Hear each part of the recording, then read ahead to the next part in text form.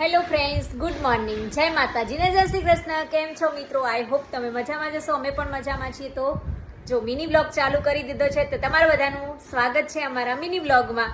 અને હા મિત્રો, તમને અમારો મિની બ્લોગ પસંદ આવતો હોય તો જરૂરથી લાઈક કરજો અને મસ્ત મજાની કમેન્ટ કરવાનું ભૂલતા નહીં. અને ચેનલમાં નવા હોય તો ચેનલને સબસ્ક્રાઈબ કરી દેજો. ચલો, કિચનમાં હેલીબેન કંઈક કરી રહ્યા છે, આપણે તમને બતાવીએ શું કરે છે, જોઈએ. અને જો તો સવારમાં બધું જ કામ પડ્યું છે. ચા નાસ્તો કરીને આવી ગઈ, મસ્ત રેડી થઈ ગયા છીએ. પછી અને આજે અમારો બ્લોગ આવવાનો છે તો જોવાનું ચૂકતા નહીં.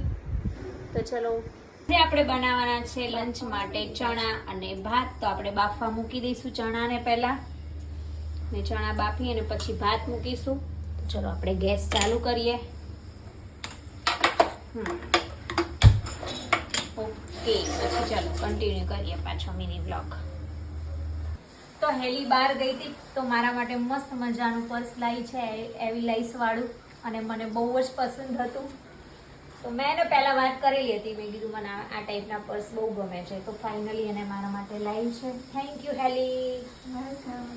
તો કેવું છે એ પણ કમેન્ટમાં બતાવજો. આપણે મસ્ત ચણા બફાઈ ગયા એકદમ સરસ, અને આપણે અહીંયા વઘાર કરી દીધો છે ટામેટું, મરચું અને લીમડો નાખીને. હવે એમાં મસાલો કરશું, અને જે ચણા બાફ્યા હતા ને એ કુકરમાં આપણે રાઈસ મૂક્યા છે. અને હવે શાક માટે મસાલો કરીશું, પછી જમવા બેસીશું.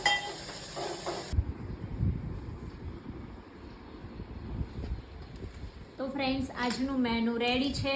જો મેંગો મસ્ત કાપી છે, કટકી કરી, ચણાનું શાક, રોટલી, સલાડ, પાપડ અને મસ્ત ખાટું મીઠું અથાણું. તો ચલો બધા જમવા. કચ્છની કેરી શું બાકી, જુનાગઢની કેરીનું કાંઈ ના આવે, એટલી મીઠી ને ઓરેન્જ ઓરેન્જ મસ્ત છે.